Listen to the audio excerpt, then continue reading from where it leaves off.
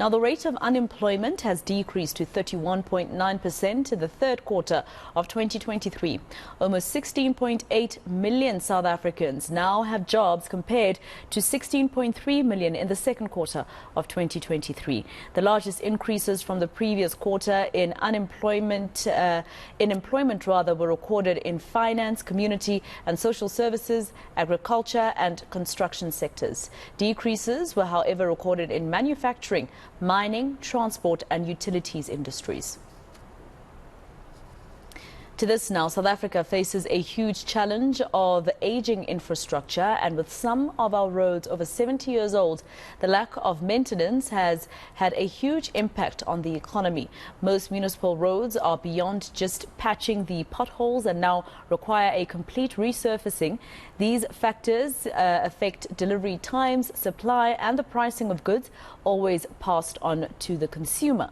For more on this, I'm joined by the CEO of the Road Freight Association, Gavin Kelly, rather.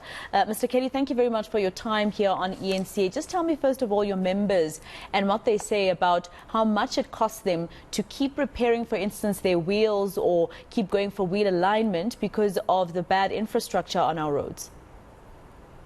Good afternoon, Mashekha, and good afternoon to all your viewers.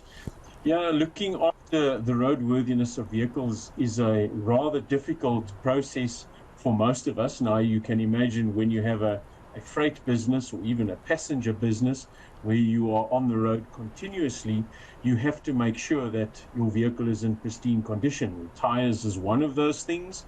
And as I'm sure you will notice, that our roads are not as in good a condition as we'd like them to be.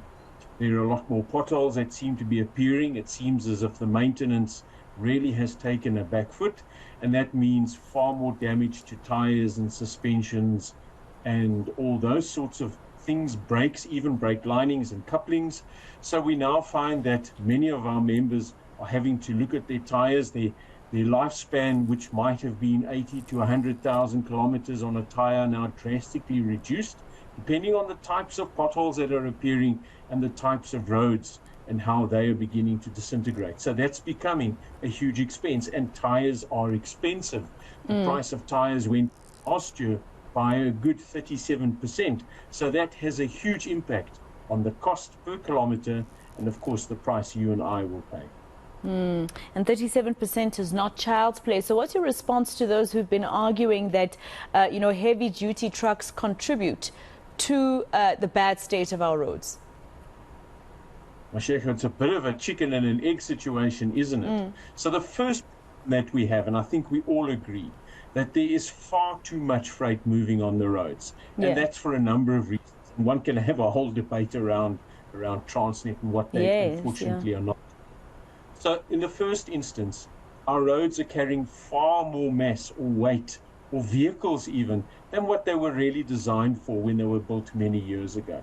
The second problem is obviously the fact that they aren't being looked after. And we in South Africa don't start working on something until it's really broken. And unfortunately, a lot of the time, the damage is happening underneath a road surface that seems to be in perfect condition.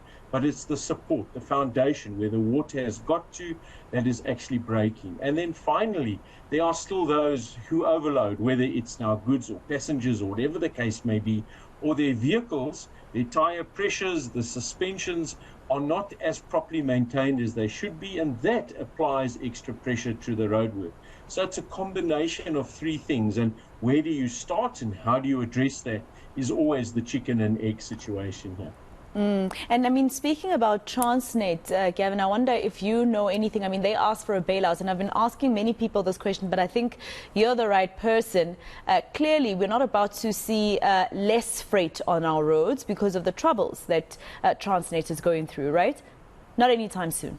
Well, I think it would be erroneous of us or naive of us to think if we gave Transnet 100 billion or 200 billion, whatever the case may be, today, that there'd be less freight on the roads tomorrow. Unfortunately, that's not going to happen. That's going to take, depending on which corridor is being used and depending on the state of that railway, it's going to take a couple of years. So it's not going to be an immediate or a sort of a overnight resolution of the amount of freight on the roads. That again is going to be between 2 to 3 to 10 to 15 years. So unfortunately, that's a long-term project. And, for the freight industry, do you ever get consulted when it comes to how things are going on our roads, maybe meetings with the transport department, besides the fact that you've been having meetings with Labour, for instance, about, South Africans wanting the number of foreign nationals that are employed by freight businesses to be capped, etc. But in terms of, discussions on how we can improve the state of our roads, are you ever involved in those discussions? Oh, yes, Mashika. The Department of Transport is quite often comes to the Road Freight Association and discusses challenges. We propose certain solutions, and obviously here and there we all agree to disagree with one another. That's the important thing about speaking to stakeholders and getting different points of view. Yes, they have spoken to us. They have asked us what would be some of the processes to follow, because remember, this isn't, in this case, we're talking about rail, this isn't a fight between road and rail. This needs to be a collaboration. So, yes, the department does come and speak to us. Transnet comes and speaks to us, because at the end of the day, you're not now wanting to replace one mode like rail, everything from road, because it can't do that. You just cannot put rail in the country. So it has to be a symbiotic, collaborative, and scheduled or stepped process of making sure that the right mode of transport, road or rail or air or sea, is used, and that there is good interaction between those modes. Look at the ports, for example.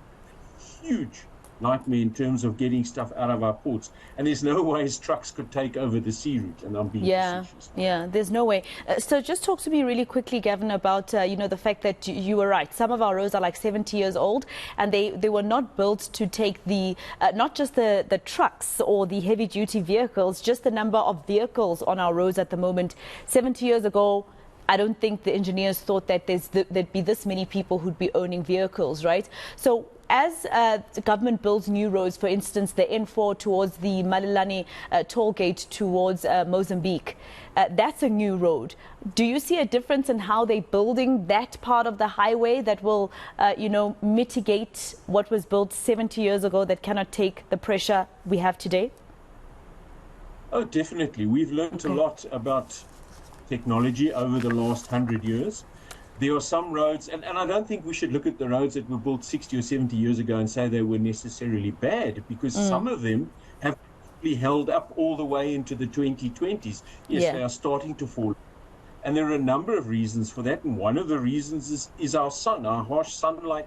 The UV rays actually causes the bitumen to break up. So it isn't just the weight or the number of vehicles. We've learned a lot of lessons.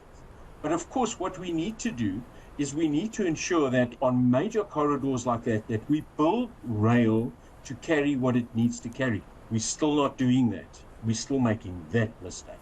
All right. Thank you so much. Gavin Kelly, the CEO of the Road Freight Association, speaking to us there.